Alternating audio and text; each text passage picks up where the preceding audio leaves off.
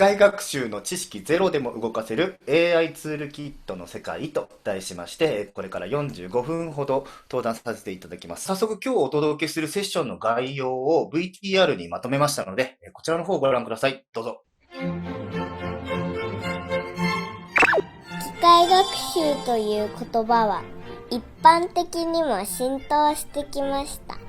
ただ、独特な専門用語、数学の知識など、機械学習を専門にしていないエンジニアにとって、機械学習に触れることは、未だハードルが高いと思われがちです。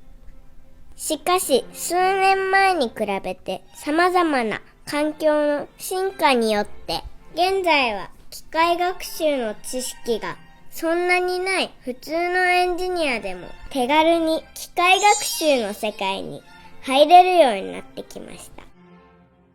それが AI ツールキットです。果たして AI ツールキットとはどのようなものなのでしょうか。はい。というわけで、家族総出の VTR いかがでしたでしょうか。ツイッターの方がね、ハッシュタグ devio2020、ハッシュタグ devio2020 で、お受けしておりますので、ぜひとも、ご感想があれば、お聞かせいただければと思います。というわけで、本日はですね、AI ツールキットを使って、今まで機械学習を専門にやってきたわけではないエンジニアの皆さんが、今の知識とか技術を活かした状態で機械学習を初めて見るにはどうしたらいいかと、そういうお話をさせていただきます。本日のテーマを一言で言いますと、最短で機械学習を使うにはというところですね。で、この機械学習を、理解するとか勉強するとか、そういう部分がどうしても難しそうだなという印象を受けてしまうんですけれども、今日はですね、機械学習をいかに使うかというところを抑えることで、まずは使ってみようと。で、使っているうちにだんだん直したいところが分かってくるよねというお話をさせていただきます。というのもですね、機械学習をいざ始めようとすると、これだけの事柄についての理解が必要になるわけですね。まず、機械学習の基礎知識として、線形代数とか、微分積分とか、そういう高校数学の知識、これが必要になります。次に、経平均法とかベーズ分類器といった機械学習のアルゴリズムに関して理解しないといけません。それからディープラーニングを使うにも独特の用語がありますし、実装するためには通常のプログラミングの知識に加えて、機械学習のライブラリーとかフレームワークと、こちらを使いこなす必要があります。で、出来上がったモデルをデプロイするときには、推論にどのチップを使うかとかいったそういう基盤ですね。そういうボードの知識も使えます。他にもデータベースの知識であったり、統計の知識であったり、これだけのものを入れてから機械学習やりなさいって言われるので、挫折してしまうというわけですね。実際これだけの範囲をカバーしている人っていうのはごくわずかですので、普通は工程ごとに専門の人を入れてチームで開発を行うというのが一般的です。で、特にこの上の部分ですね、データサイエンティストの数が少ないので、一時期データサイエンティストの給料が高騰したりとかしていたんですけれども、この機械学習の工程ですけれども、大きく分けると、こちら、このように学習と推論の2つのカテゴリーに分けられます。で、まずデータサイエンティストが目的によって機械学習のモデルを生成します。で、このモデルを学習させるのに、大変大きなマシンパワーが必要になりますので、その開発環境を構築するというのが大変です。そこで、インフラエンジニアがこういうでっかいサーバーを用意して、さらにそれが分散学習できるように、そういう環境を構築するわけですね。で、そうやってモデルができましたら、それを実際に動かす API サーバーを構築してデプロイします。ここでも、モデルが最も効率よく動くように最適化というものが必要になります。で、カメラがついたボードとか、そういうエッジにデプロイする場合は、アーキテクチャとしてどう動くのかと、そういう配慮も必要です。このように大変多くのリソースがかかりますので、機械学習というのは、やってみるのが大変だな、というふうに感じてしまうわけであります。そこで、この学習部分とデプロイについて、クラウドツールに使って効率的に処理しようよという流れが起きました。これがそれぞれ、AWS ですと政治メーカー、GCP ですと AI プラットフォーム、Azure だったら、Azure マシンラーニングと、それぞれのクラウドベンダーが自分たちのクラウドのマシンパワーを使ってとても効率よく開発できる環境を作れるようなサービスっていうのを提供しています。これによりまして、学習の部分はインフラエンジニアがカバーできるようになってきました。で、さらにですね、最近ですと、これが進化してきまして、もう学習の部分は終わってると。で、すでに出来上がったモデルと、このモデルへのアクセス手段をパッケージして提供しようよというベンダーが出てきました。これが今日のテーマの AI ツールキットです。こちらを使うと、もう学習と最適化っていうのはできてるわけですから、あとは、それが使えるサーバーのエッジに乗せて API を叩けばいいというわけです。で、パッケージをインストールして API を叩くっていうのは、エンジニアにとってはいつもの作業ですので、Web とか IoT といった自分たちの今までの知識を使いながら機械学習ができるようになるということですね。で、先ほどの、AWS とか GCP とかのクラウドベンダーも、クラウド上のマネージドサービスとして AI サービスを提供しているので、クラウド上で完結するようなソリューションでしたら、そちらを使ってみるのもいいかと思います。で、こちらは各クラウドのベンダーがリリースしている AI のサービスですね。こちらに、先ほど紹介した政治メーカーとか、Azure のマシンラーニングとか、そういう学習そのものの効率化っていうのが加わります。で、大体 AI サービスですと、この自然言語処理。で、あとチャットボット、チャットを打ち込むと、その内容を理解して、で、その答えを返してくれる。で、言語翻訳ですね。で、発話っていうのはテキストをもとに、機械が自然なイントネーションで、ユーザーに対して言葉で話しかけると。そういう、サービス、技術になります。で、他にもですね、画像認識であるとか、レコメンデーション。Amazon ですともうレコメンデーションは有名ですね。で、Amazon の、ウェブサイトのレコメンデーションみたいなのは今、パーソナライズという、こういうサービスを使うと、すぐに自分たちのウェブサイトでも取り入れることができるようになっています。で、その他にですね、フォアキャストですとか、テキストラクト、他にも、GCP、Azure、それぞれ、クラウド TPU なんていうのも使いやすかったりします。今回取り上げるテーマはですね、機械学習の中でもコンピュータービジョンと呼ばれる分野です。カメラからの画像だったり映像を元にして、そこから動物だったり人間とか花、車などの物体を検知する物体検知。人間を見つけて、その骨格を見つける骨格検知とか姿勢推定と呼ばれるものがあります。で、今回はこれらのコンピュータービジョンの AI ツールキットを取り上げます。さて、前置きちょっと長くなりましたね。最初はこちらです。インテルですね。インテルの代表的な AI ツールキットといえばこちらになります。OpenB のですね。名前聞いたことある方も、多いんじゃないですかね。で、OpenB っていうのは、様々なディープラーニングの画像処理とか推論を、インテル上のプラットフォームですぐに動かせるような、そういうエンジンとか、ライブラリーみたいなのがパッケージされているものになります。この1ヶ月ぐらい前ですかね。最新の OpenB が出て、この最新の OpenB にも新たな機能がいろいろ追加されています。では、こちらを使うとですね、こんな感じで、動画のカメラの映像ストリームから、物体を検知して、で、この四角い枠、これバウンディングボックスっていうんですけども、検知された物体をこう四角く囲んでくれる。で、こういうオブジェクトディテクション、物体検出であったりとか、こちらは車の画像から、色と、あとナンバーをこれ割り出してるんですね。なので、車の色を検出する技術と、あと文字を検出する技術っていうのが組み合わせてある。そういうディープラーニングモデル。だったり、あとはこんな感じで、画像とか映像から物体を色分けする技術。こういうのセグメンテーションって言うんですけども、こういうのを OpenB を使うと、こんな感じで普通の、映像から、こんな感じでセグメンテーションが簡単に実現できます。で、こういうセグメンテーションの技術、ここに、橋があるとか、これは道路ですとか、これは車ですっていうものを色分けして、で、分けていく。こういう技術が自動運転とか、そういうものにつながっていくわけですね。で、他にも、こういった、左下の画像を見ていただけますかね。こちら、目線の推定。この人がどこを向いてるかっていうのを判断すると。あとはその、右側の横ですね。行動追跡と言いまして、人がどう歩いてきたかを追いかける技術ですね。で、これ、例えば人と人がすれ違ったとしても、A さんと B さんをちゃんと区別して追いかけると。そういうようなソリューションが組めるようになります。他にも、例えば顔推定。これで笑ってるとか、ハッピーって書いてあるんですけど、感情分析ってやつです。こういうことができるようになったりします。さて、こういうオープンビーノの中身なのですけれども、こちらちょっとインテルのサイトからお借りしたんですけど、パッケージ内容としてはこのようになっています。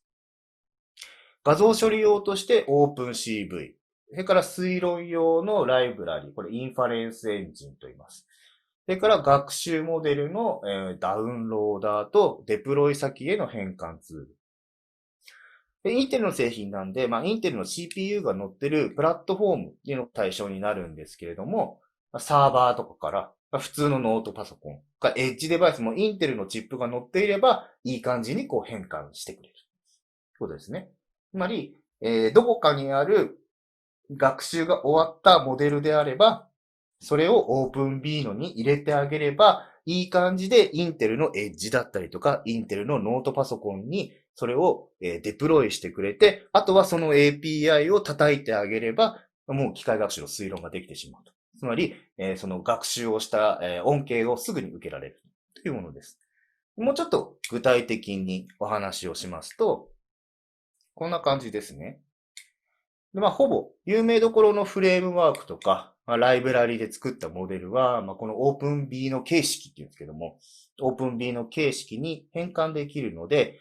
フリーのものだったりとか、別のプロジェクトで使ってたとか、例えばラズパイとかジェットソンとか、そういうインテル以外のチップで動かしていたモデルも変換することができます。で、ここに書かれているように、カフェとか、テンソルフローとか、MXNet っていった、こういうものはもう直接、このモデルオプティマイザーというのが変換して、OpenBeano の形式に変えることができますし、それ以外の、PyTorch とか、チェイナーとか、こういうようなものも、Onyx っていうんですけども、これ、Open Neural Network Exchange。Open Neural Network Exchange。略して Onyx。っていうんですけども、こういうフレームワーク間でモデルを交換するための共通のフォーマットっていうのがあって、で、これ直接、変換できないような、こういう PyTorch とかチェーナーとか、こういうものも一旦 Onyx フォーマットに変えてあげれば、その Onyx フォーマットのものは、OpenBeano が取り込めるので、動くということですね。でもそもそも使いたいモデルっていうのをどうやって探せばいいのということなんですけれども、こちらの方はそもそも、インテルが GitHub に、出しているオープンモデル図というものがありまして、でここにパブリックのものであるとか、あとインテルが独自で作ったモデルとか、50以上のモデルが提供されています。で、ここからも探してもらうと、結構望むものが手に入ったりします。ここにも見てるんですけども、見えますかねこの、真ん中より下あたりとかですと、エモーションズレコグニッションディテールとか書いてると、これ感情分析だなとか。その下はもうフェイスディテクション、顔を検知する機能であったりとか、その上面白いですね。ドライバーアクションレコグニッションって書いてあるんですね。これは、ドライバーって書いてるから多分車の運転者が何かをしているものを分析すると。そういうようなものですね。あと、このエイジ、ジェンダーとは、エイジは年齢ですか。ジェンダーは性別を、分析しますよと。そういうようなものがずらーっと。これインテルが独自で作ったことですね。これの他にもパブリックのモデルとかもこの上にアップしてありますので、こちらから探してみるといいのが見つかるかなと思います。でそんなオープンビードなんですけども、その中でも、最近私がよく使っているものをちょっと一個ご紹介したいんです。これはこちらです。はい。こちらですね、キューブモスという会社が作ったスケルトントラッキング SDK というものです。でこちらは OpenBeano をベースにして、骨格検知とか姿勢推定に特化して作られた SDK になります。で、これ結構精度が高いんですよ。で、左側の真ん中ら辺にステータスっていう文字が見えるかと思うんですけど、その中に書いてる FPS っていうのが、要は分析する速度、速さを表してるんですけども、FPS20 とかっていう値が出てますね。FPS20 って言うと1秒間に20回ぐらい分析するわけです。ただ、普通の映像を、例えばカメラでパソコンから繋いで撮ると、FPS だいたい30ぐらいなので、ほとんどリアルタイムで分析ができてしまうということをこれ表してるんですね。で、さらにですね、この SDK のいいところなんですけれども、Python と、C プラの他に C シャープ版っていうのがあるんですよ。で、この C シャープ版のコードが非常に読みやすい。で、これどういう順番で何をセットしてあげたらいいのかみたいなのが、このコードを読むと、もう C シャープなんでわかるんですね。なんで、もうすぐ理解ができるので、自分でも骨格検知を使ったソリューションっていうのが非常に作りやすいというところなんですね。例えば、今の映像の出てきた骨格部分を画像じゃなくて数値で表した結果がこちらなんです。これ要するに、791.5789なんたらなんたらなんたらっていうのは、要は X 軸と Y 軸。X から791で Y から376のところに、ジョイントのコーディネート、要は頭の部分がありますよとか、鼻の部分がありますよとか、肩がありますよっていうことがこれ表されてるんですけども、これ、ソースで表すと、こんな感じなんですね。これ C シャープのソースです。さっきの、出す部分だけを抜き出した部分なんですけども、上から見ていくと、ちょうどこのフレーム、カラーフレーム、ディスポーズウィズっていうので、要はカメラでリアルタイムに撮ってる映像をフレームごとに抜き出してるわけです。で、抜き出したフレームをその下のやつでビットマップに変換をして、で、ビットマップに変換をしたものをその下ですね。ランスケルトントラッキング。この API 一発でも分析してるわけです。これ推論のフェーズです。で、推論が終わったら、推論が終わったものがスケルトンキーポイントっていう配列に入ってるわけです。この配列に入れて、あとはぐるぐるぐるぐる回して、ライトラインで書き出してると。これ全く機械学習のこと知らなくても読めると思いませんか？これぐらい簡単に書けてしまう。これがスケルトントラッキング SDK の非常にいいところだと思うので、今まで機械学習やったことないんだけども、触ってみたいなっていう方は、これから始めてみるのがいいんじゃないかなと思います。で、詳しい使い方書いたブログっていうのがデベロッパーズ IO の中にあるので、スケルトントラッキング SDK とかで検索していただければポンと出てきますので、検索してみてください。ちょっと動かしてみてください。楽しいですから。で、骨格検知といえばですね、この 3DB 社が作ったヌートラックっていう SDK があるんですけど、これも非常に動かしやすいです。でこちらの方がですね、いわゆるデプスカメラと言われるもので撮った映像に骨格を当てていくためのミドルウェアになります。で、デプスカメラっていうのは、通常の RGB カメラが2次元の絵の映像を送るのに対して、カメラから対象物までの距離もデプスデータとして追加で送るわけですね。ですので、例えば白い壁の前に白い服を着た人が立ってると、普通のカメラだと白と白なんで人を認識するのが難しいんですけども、デプスカメラだと距離が測れるので、こっちは壁で、ここは人だねっていうのがわかるので、綺麗に人が撮れるということですね。ちなみにこの映像はインテルの、リアルセンス D435i っていうデプスカメラの映像です。で、このデプスカメラをヌートラックに入れると、こんな感じ。で、3D 空間上にカメラで撮った動きがそのままマッピングできるわけですね。これ、ユニティなんですけども、ユニティの3D 空間上にさっきのカメラで撮ったデータをそのまま突っ込んであげると、こういうようにすぐに 3D モデルとしてマッピングができてしまうと。そうすると、これを使ってですね、例えばこういうふうに、これうちのキャラクターですね、の 3D モデルをそのまま被せたりとかすると、こういう VTuber みたいなことがサクッとできてしまうわけです。これ普通のカメラだと、例えばどうも検知精度が悪いなというときはですね、こういうヌートラックのようなデプス対応の SDK とカメラを使うといい感じで撮れるかと思うので、これもどうぞ試してみてください。こちらも Python 版とかで非常にコードが読みやすいです。でちなみにですけども、こちらはですね、使うカメラによって、対象となるアーキテクチャが決まる形になっています。例えば、先ほど言ったインテルのリアルセンスだと、Android は動くけど、Linux の AMD64V とかは動かないよとか、そういうのが出てきます。だからラズパイだと、リアルセンスのカメラではこのヌートラックは動かないと。ただ、一番動くのが、このオーベックっていう、会社のアストラシリーズっていう 3D カメラがあるんですけど、このアストラシリーズだと、まあ大体 Android でも動くし、ラズベリーパイでも動くし、Windows も Linux も大体動くというものになっているので、これちょっとやってみたいなという方は、ぜひ、アストラシリーズのカメラを買って、で、ヌートラックを入れて試してみていただければと思います。次はインテル系じゃなくて NVIDIA ですね。NVIDIA でコンピュータービジョンっていうともうジェットソン一択と言ってもいいですね。まあ、ジェットソンは、まあ、ラズベリーパイとかと同じシングルボードの種類に入るんですけれども、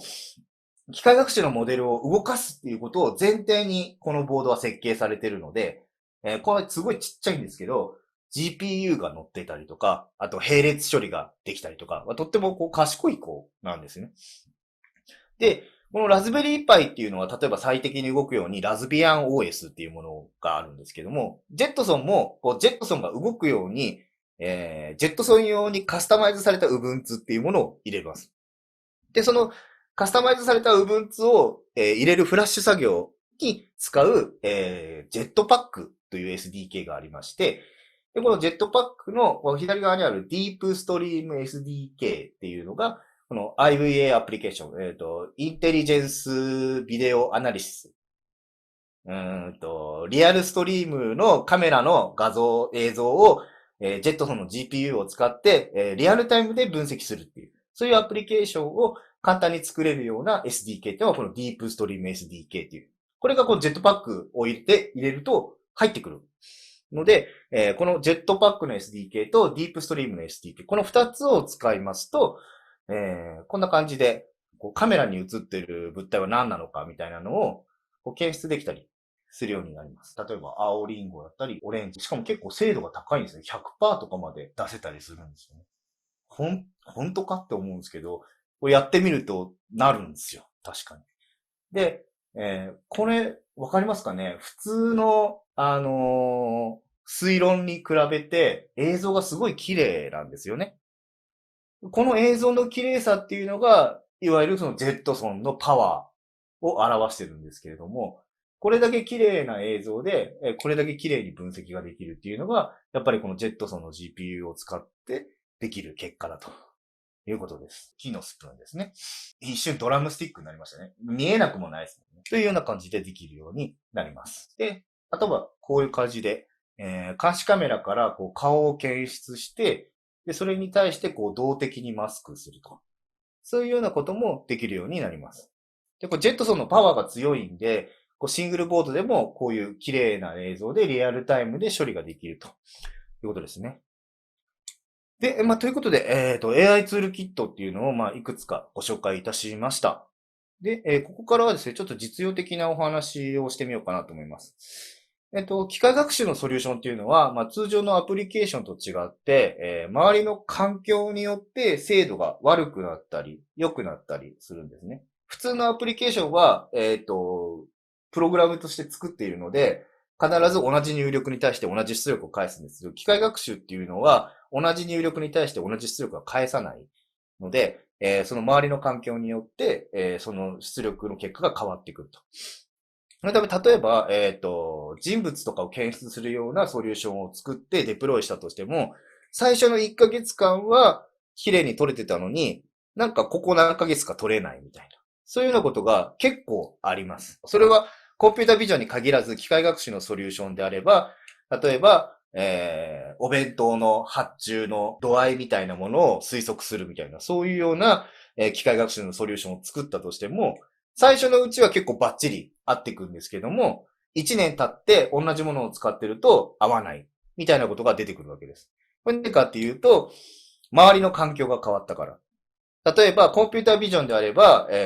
床が汚れてるとか、棚が黒くなってきてるとか、そういうような周りの、背景となるものの色と人物の色の、マッチングがうまくいかなくなってきたとか、さっきの、お弁当の発注とかで言いますと、例えば、今までは休みの日が一定だったのに、隣にある女子校が男女共用になったから、お弁当を買う人が増えるみたいな、そういう外的な要因によって、推測が難しくなっていく。そういうことが、時々っていうか、往々にして起こるのが機械学習のソリューション。なので、人物が検出できなくなったりとか、そういうことが起きた場合、定期的にチェックして、改善していくっていうことが重要になります。で、この改善方法なんですけれども、本来は現地に行って、で、同じ状況で試してみる。それが本当は一番いいと思うんですけれども、なかなか同じ状況っていうのは作れない。アプリケーション、ウェブアプリケーションとかであれば、この順番でクリックしたんだな、みたいなものは、こう、簡単にシミュレートできるんですけども、コンピュータービジョンで誰かがこう、カメラの前に入ってきて、何かの動きをして去っていった。全く同じ動きをしてくださいしてもなかなかできないわけです。なので、これを定期的になんでできないのかっていうのをチェックする方法として、今ちょっと私たちがトライしているのが、アンリアルエンジンを使ったチェックフローというものを試しています。で、アンリアルエンジンっていうのは、本来 3D ゲームとか、そういうのを作るための、ゲームのエンジンなんですけれども、こんな感じですね。3D のモデルが、3D のオブジェクトの中で、こう、歩いたり、走ったりとか、そういうものをプログラミングしていって、で、キー入力。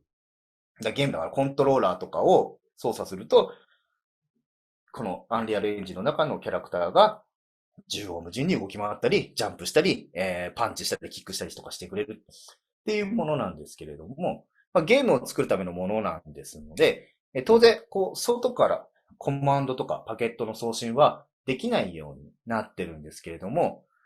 アンリアルエンジンにアンリアル CV っていうコンピュータービジョン用のプラグインがありますので、そちらを入れると、このゲームの中の世界に直接外から信号が送れるようになるわけです。で、そうすると、こんな感じで、ゲームの中のキャラクターに直接この AI ツールキットの推論を当てたりできるということなんですね。で、こうやって、検知できなかったパターンとか、同じ状況みたいなものを作り出して、で、何が原因だったのかと。もしかしたらこの場合髪型なのかもしれないし、動きなのかもしれないし、床の色なのかもしれないし、服装なのかもしれないです。そういういろいろな、原因を同じ動きで、例えば髪型を変えてみようとか、服装を別の服装にしてみようとか。で、同じ動きをシミュレートして、この AI ツールキットの推論を当ててあげると、今回は検出した。このパターンだと検出しないっていうことで、チェックができる。そうすると、改善ができていく。というような、改善フローというものを今私たちはトライしています。アンリアルエンジンっていうのは、ゲーム作成では結構有名どころで、さらに無料なんですね、これ。ですので、興味ある方はぜひやってみていただければと思います。結構な精度で当てられてると思うんですけど、いかがですかね。ちょっと面白いと思いません？これも、アンリアルエンジン自体もブループリントって言って、プログラム自体はビジュアルプログラミングになります。だから、よく子供がプログラムを覚えるときにスクラッチみたいな感じで、こう、四角があって、その四角をこう、つなぎ合わせて、一個のプログラムを作るみたいに、ブループリントは、一個のアクションと一個のコンポーネントを、こう、紐で結んでいくんですね。で、この紐を結んで、ランさせると、左側からその紐を結んだ順番にアクションが動く。だから、例えば、私たちで言えばカフェの授業をやっていますので、人が、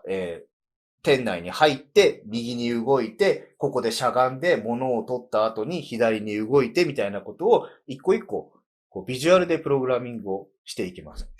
じゃあこれも特に例えば C プラわかんないからできないとかそういうことは一切ないので、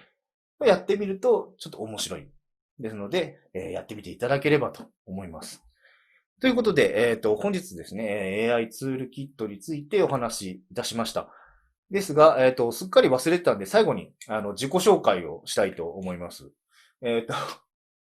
なぜか最後に自己紹介。私の方はですね、クラスメソッドの、CX 事業本部の清野と申します。で、札幌オフィスに所属しておりまして、今、カフェ事業をやっていまして、東京ですと秋葉原の方に、私たちのカフェがあるんですけども、このカフェが、機械学習とか、モバイルオーダーとか、あとセンサーを使って、レジのない店舗を作り出すと。そういう事業をしています。なので、お客さんは、お店に入ったら、もうコーヒーが出てきて、で、お菓子を取ったら、レジを通らないで、そのまま席に着いたら、お客さんのモバイルに、課金がされると。そういうような Amazon Go のような、そういうシステムを作ろうとしています。本日、ご紹介したもののうち、いくつかは、実際の開発でも使用しているものですので、ちょっと機械学習できそうだな、今の、お話を聞いて思った方は、ぜひ試してみていただければと思います。以上、私の方から、ご清聴ありがとうございました。はい、清野さん、ありがとうございます。非常になんだろうな、もう、すごいとしか言いようがない感じでですね、今日もなんかすごい驚きがたくさんあって、すごくいいセッションだったと思います。ありがとうございます。ですね。で早速ご質問なんですけど、はい。多分ですね、結構衝撃的っていうか、多分皆さん結構驚かれたので、パッとご質問出ないのかなみたいな感じで、まず最初にですね、いただいているご質問として、ムービーの声はどなたっていうご質問があったんですが。はい。ムービーの声、ナレーションは、清野七葉さんと言いまして、私の子供ですね。はい。今7歳です。この間、小学校1年で、今ちょうど休校が明けて、学校通い出したんですけども、音読の授業というのがありまして、その音読の授業でめっちゃ先生に褒められたってテンションが上がってたので、ついでなので、私が読むナレーションを読ませてみたという、そういうものです。はい。ありがとうございます。私も昨日ちょっとデモで拝見させていただいたときに、すごいしっかり読めていて、なんかそれこそ社内のスラックのチャンネル、スラックとかでも感想があったんですが、本当なんか NHK の番組みたいな感想もあってですね、確かにすごいなと思いました。なんかこんなコンテンツ作れますから、もしNHK の特に E テレの方とかご覧いただいてましたら、もし我々番組の企画とかいただけると非常に嬉しいなと思ったりします。はい。天才テレビくんお待ちしております。はい。はい。次の質問になります。実際の案件というのは言える範囲でどんなものがありますか？それはおそらくですね、分野によって変わってくると思うんですけれども、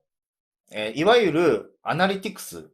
事業分析、その機械学習を使って分析をするみたいなのは、おそらくこの後にある、貞松であるとか、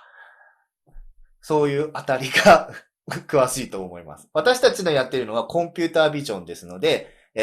先ほど言ったような Amazon Go みたいなシステム。